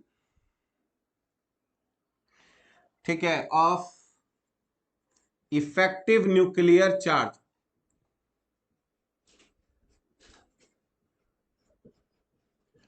या फिर स्क्रीनिंग कांस्टेंट भी बोला जा सकता है। ठीक है।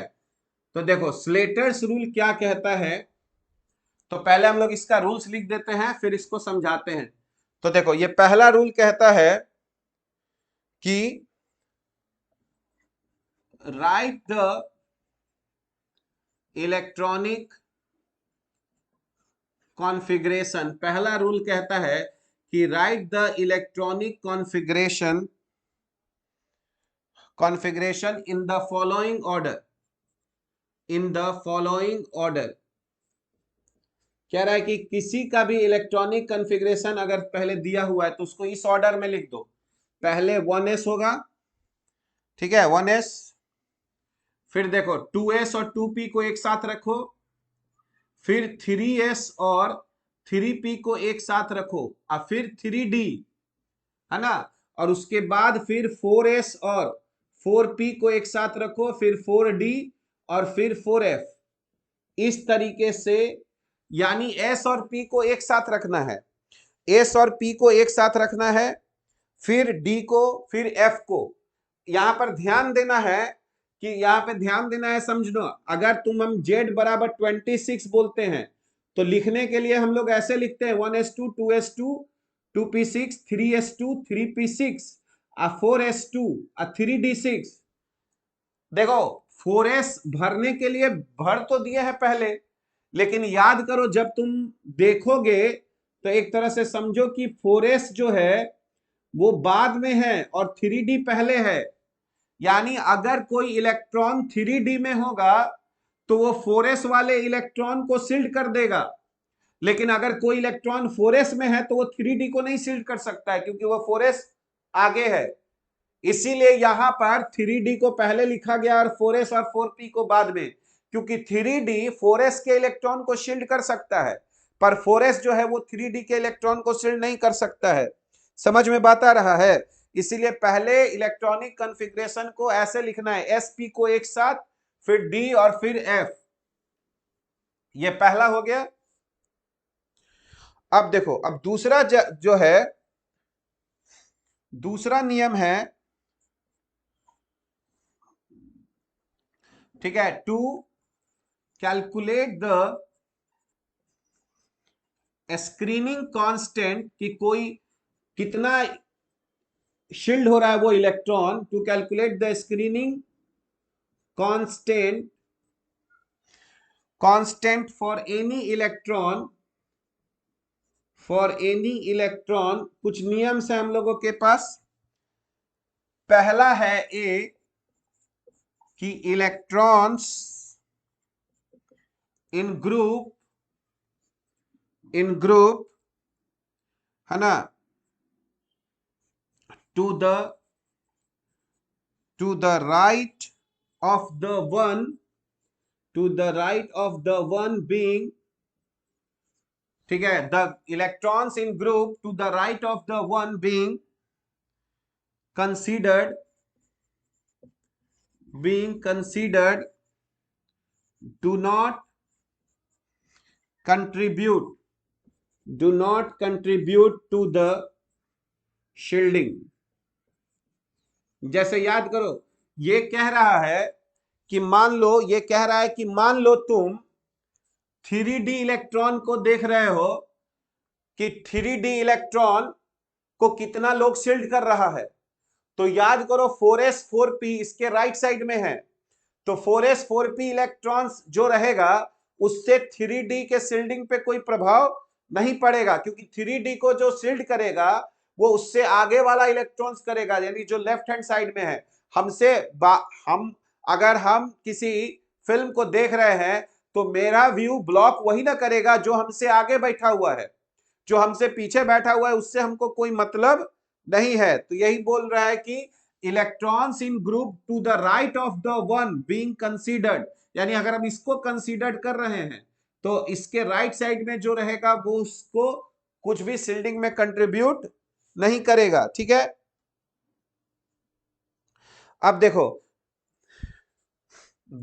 दूसरा है electrons in the same group, electrons in the same group contribute 0.35 to the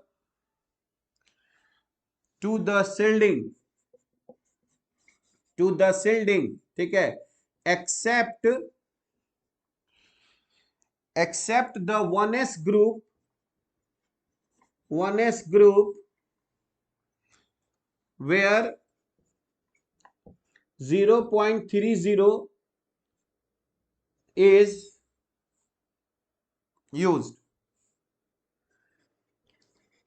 देखो ये नियम कह रहा है, ये नियम कह रहा है कि मान लो तुम्हारे पास सपोज करो सोडियम है 11, या फिर मान लो मैग्नीशियम है Mg12।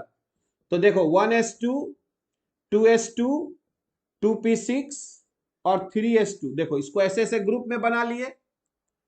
तो मान लो हम चाहते हैं कि हम इस इलेक्ट्रॉन पे शिल्डिंग दिखना चाह रहे हैं, इस इलेक्ट्रॉन पे शिल्डिंग देखना चाह रहे हैं। तो देखो इसमें कितना इलेक्ट्रॉन है हमारे पास, 2 इलेक्ट्रॉन है। तो एक वो इलेक्ट्रॉन होगा जिस पर हम प्रभाव पड़ रहे हैं, एक दर्शक है। तो बाकी जो इस ग्रुप में बचा 1, वो 0.35 सोचो शिल्ड करेगा, 0.35 उसका शिल्डिंग पावर होगा। ठीक है, 3s में जो एक इलेक्ट्रॉन बचा हुआ है, इसी को हम बोलेंगे ये n ग्रुप हुआ, इसको बोलेंगे तुम n-1 ग्रुप हो गए, उससे एक कम, और तुम बोलोगे कि इससे n-2 ग्रुप हुआ। तो ये ग्रुप वाला इलेक्ट्रॉन जो है वो 0.35 का शिल्डिंग करेगा। इसका भी हम लोग पढ़ेंगे 0.85 के करीब होता है, और इसका करेंगे तो 1 होता है। तो हर इलेक्ट्रॉन का अलग अलग शिल्डिंग है, जो जितना अंदर जाएगा उसका शिल्डिंग पावर फिर बढ़ता है। इसीलिए जो आउटर मोस्ट है सेम ग्रुप में है तो 0.35 शिल्ड करेगा, सेम ग्रुप में है तो 0.35, उससे पहले वाले ग्रुप में है। ठीक है, अब वो पहले वाले ग्रुप में है, अब कौन सा इलेक्ट्रॉन्स है उस पे। ठीक है, तो अब देखो सी क्या कह रहा है कि for s and p electrons अगर है, s एंड p इलेक्ट्रॉन्स, ठीक है, each electron in n-1, each electron in n-1 group contribute 0.85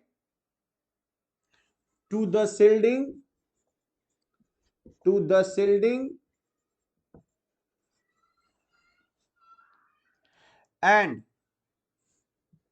and each electron in, अब n-1 के बाद जो भी बच गया, चाहे n-2 हो n-3 हो, जो भी अदर इलेक्ट्रॉन्स है वो कंट्रीब्यूट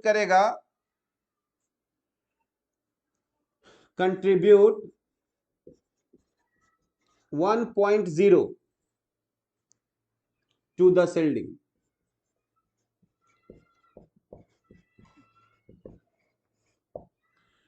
ठीक है, तो इसको पहले हम लोग एक एग्जाम्पल से समझ लेते हैं। हाँ, अभी बता नहीं रहे हैं, अभी ये बता नहीं रहे हैं अक्षत, अभी हम समझा रहे हैं। देखो जैसे मान लो कोई हमसे बोला एग्जाम्पल में सोडियम मैग्नीशियम कितने इलेक्ट्रॉन्स हैं, 12। तो देखो इसका कॉन्फ़िगरेशन लिख लिए 1s2 2s2 और 2p6, और देखो यहां पे फिर 3s2। ठीक है, अब देखो मान लो हम लोग स्क्रीनिंग कांस्टेंट हम लोग ये निकालना चाहते हैं कि 3s है ना कितने इसके लिए जेड इफेक्टिव क्या है, तो पहले हमको स्क्रीनिंग कांस्टेंट निकालना पड़ेगा। तो देखो हम लोग यहां पर सिग्मा कैसे निकालेंगे फॉर 3s इलेक्ट्रॉन के लिए, फॉर 3s इलेक्ट्रॉन के लिए स्क्रीनिंग कांस्टेंट कैसे निकलेगा, सिग्मा कैसे निकलेगा फॉर 3s इलेक्ट्रॉन के लिए, है ना। स्क्रीनिंग कांस्टेंट कैसे निकलता है, देखो स्क्रीनिंग कांस्टेंट सिग्मा कैसे निकलेगा। सबसे पहले देखो तुम इसमें कितना इलेक्ट्रॉन है, 2 इलेक्ट्रॉन है। तो एक तो वो इलेक्ट्रॉन है जिस पर हम लोग देखना चाह रहे हैं कि न्यूक्लियस कितना प्रभाव डाल रहा है, तो इसमें से एक इलेक्ट्रॉन हमेशा कम कर देना है। तो बचा कितना इलेक्ट्रॉन, एक उसको शिल्ड करेगा। तो देखो सेम ग्रुप कितना शिल्ड करता है, 0.35। तो हम यहां पर करेंगे कि इसमें जो एक इलेक्ट्रॉन है वो 0.35 इंटू 1 ये शिल्ड किया। अब देखो अब इसके पहले वाला ग्रुप ये है और इसमें टोटल इलेक्ट्रॉन कितना है, 6 और 2 8। तो देखो ये क्या कह रहा है कि अगर s और p इलेक्ट्रॉन का तुम स्क्रीनिंग कांस्टेंट निकाल रहे हो तो each electron in n-1 group contribute 0.85 to the shielding. तो जस्ट इससे पहले वाला 0.85 करेगा, यानी ये 0.85 इंटू 8 हो गया, और बाकी का जितना इलेक्ट्रॉन बचा वो सब 1 करता है। तो देखो 2 इलेक्ट्रॉन बचा तो +2 इंटू 1। अब देखो अगर अब हम लोग इसको सॉल्व करें तो ये 0.35 और प्लस ये 0 हो जाएगा और ये 6.80 हो गया और +2 हो गया। तो देखो ये 6.28 हो गया और ये 9.15 हो गया, इज इक्वल टू 9.15 हो गया। इसका मतलब है कि इतना प्रोटॉन का चार्ज को शील्ड कर दिया गया है, यानी जेड इफेक्टिव जो है, जेड इफेक्टिव, तो याद करो मैग्नीशियम का एटॉमिक नंबर 12 होता है, तो जेड हो गया 12, 12 माइनस 9.15 मतलब देखो कितना 2 पॉइंट क्या हो गया 2.85, यानी जो मैग्नीशियम का जो आउटर मोस्ट का जो इलेक्ट्रॉन है उसको सिर्फ न्यूक्लियस में इतना प्रोटॉन दिखाई दे रहा है 2.85, बस इतना ही अट्रैक्शन वो महसूस कर रहा है। इसीलिए याद करो हम लोग बताए थे कि अल्कली मेटल्स और अल्कलाइन अर्थ मेटल्स का आयोनाइजेशन एनर्जी कम होता है, क्योंकि उसके लिए जेड इफेक्टिव बहुत कम है। देखो 2.85, तो वहां से इलेक्ट्रॉन को आसानी से निकाला जा सकता है। बताओ ये बात मेरा समझ रहे हो कि अगर एस या पी का अगर हम लोग स्क्रीनिंग कांस्टेंट सिग्मा निकालते हैं तो जो सेम ग्रुप में होता है उसमें से एक कम कर लेंगे, उसको मल्टीप्लाई करेंगे 0.35, जो उसके एक पहले होगा उसको मल्टीप्लाई करेंगे 0.85, और उसके बाद जो भी बच गया उसको हम लोग 1 से करेंगे। अभी और भी एग्जांपल्स लेंगे तो समझ में आएगा। तो ये देखो किसके लिए निकाले हैं, एस और पी के लिए। ये हम लोग निकाले हैं एस और पी के लिए, ठीक है। अब तुम सोचोगे जेड इफेक्टिव एटॉमिक नंबर का क्या यूनिट होता है। एटॉमिक नंबर का कोई यूनिट है, संख्या है ना जी, वो कोई यूनिट नहीं है एटॉमिक नंबर का। जेड हम लोग एटॉमिक नंबर निकाल रहे हैं। तो देखो एस और पी का ऐसे होता है, और यही अगर मान लो तुम्हारा इलेक्ट्रॉन अगर डी में है, अगर तुम्हारा इलेक्ट्रॉन डी या एफ में है, ठीक है, तो मान लो अगर for D and F electrons, D और एफ इलेक्ट्रॉन्स अगर रहेगा तो each electron in an underlying group, मतलब जो ग्रुप है उसके बाकी का जो भी ग्रुप है अंडरलाइंग ग्रुप कंट्रीब्यूट्स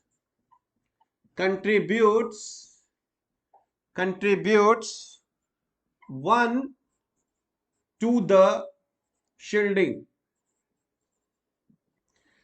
अब देखो अब हम लोग इसको एक एग्जाम्पल से समझते हैं तो पूरा हम लोगों का चीज क्लियर होगा, ठीक है।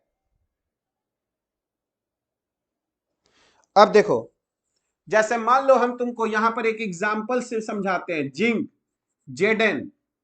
याद करो जेडन में 30 होता है तो उसका electronic configuration 1s2 2s2 2p6 3s2 3p6, याद रखना 3d10, और उसके बाद यहां पर 4s2, ठीक है। अब अगर हम तुमसे पूछें कि फॉर 4s इलेक्ट्रॉन के लिए हमको निकालना है, फॉर 4s इलेक्ट्रॉन के लिए स्क्रीनिंग कांस्टेंट निकालना है सिग्मा, तो देखो s के लिए क्या रूल है कि इस ग्रुप में जो भी बचा उसको 0.35 से मल्टीप्लाई करना है, तो ये हो गया 1 इंटू 0.35, और इसके एक कम वाले में 0.85 से, तो देखो इसको और इसको दोनों को जोड़ देना है, तो यहां 10 6 16 और 2 18 हो गया, तो ये 18 इंटू 0.85 हो गया। समझे?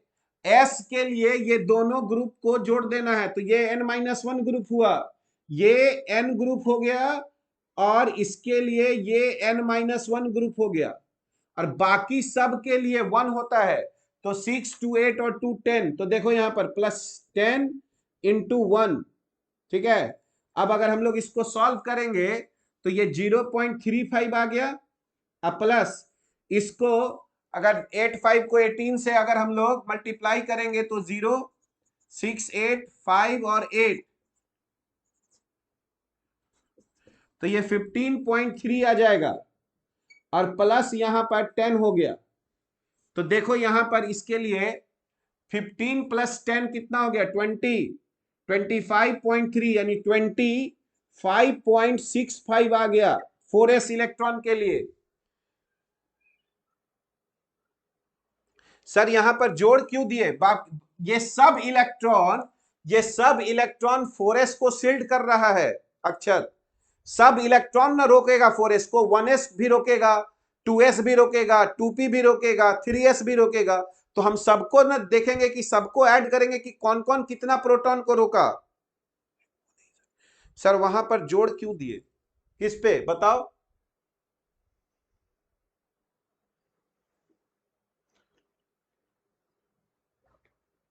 वन एस टू एस क्यों ऐड हुआ?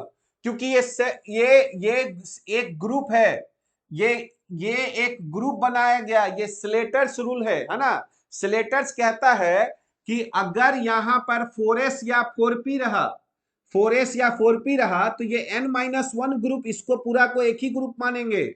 ये उसका नियम है बाबू, है ना। ये नियम है कि s या p के लिए इसको और इसको अलग ग्रुप नहीं मानते। 3s 3p 3d तीनों एक ग्रुप हुआ। अगर हम D यहां पर देखते ना, D, तो ये एक अलग ग्रुप होता, ये अलग अलग ग्रुप होता, है ना। S के लिए ये दोनों को हम जोड़े हैं क्योंकि वो सेम ग्रुप हो गया। तो 1s 2s को कहा?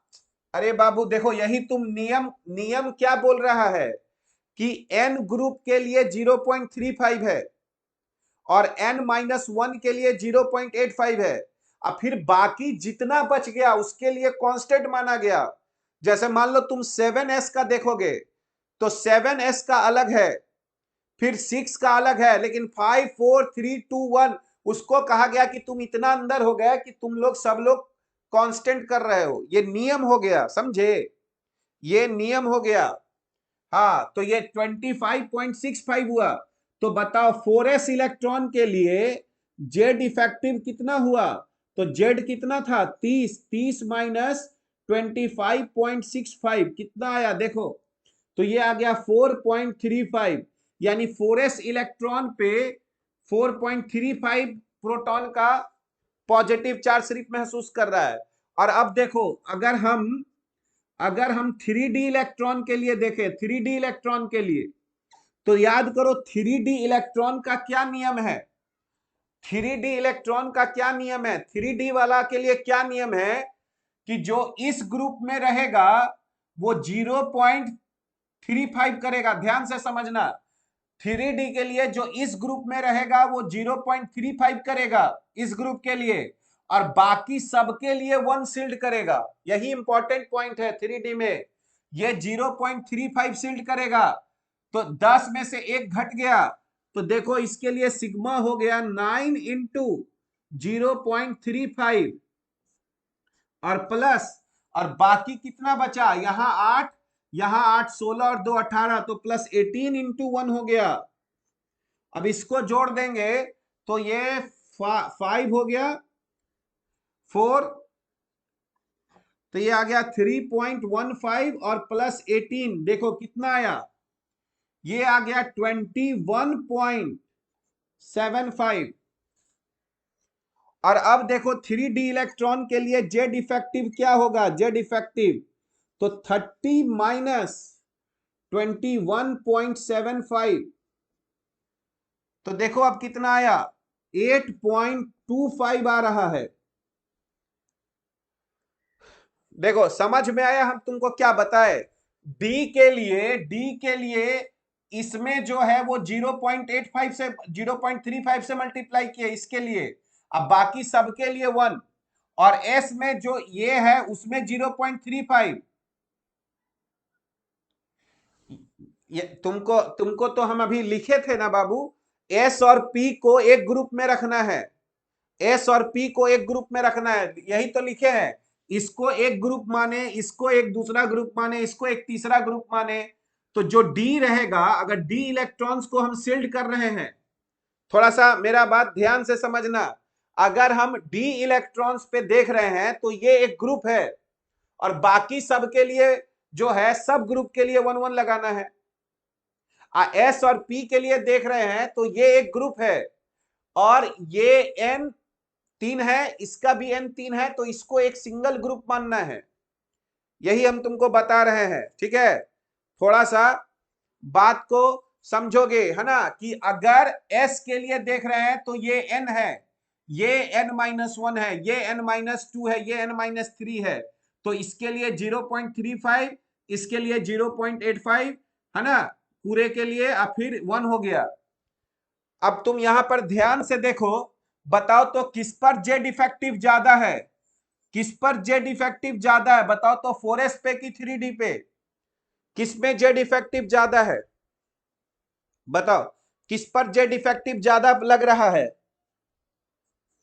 4s वाले इलेक्ट्रॉन पे कि 3d पे, 3d पे। इसीलिए देखो हम लोग बोलते थे कि जब इलेक्ट्रॉन निकालना है तो 4s से निकालो, क्योंकि 4s पे कम अब अट्रैक्शन है और 3d वाले इलेक्ट्रॉन पे ज्यादा अट्रैक्शन है, ध्यान से देखो।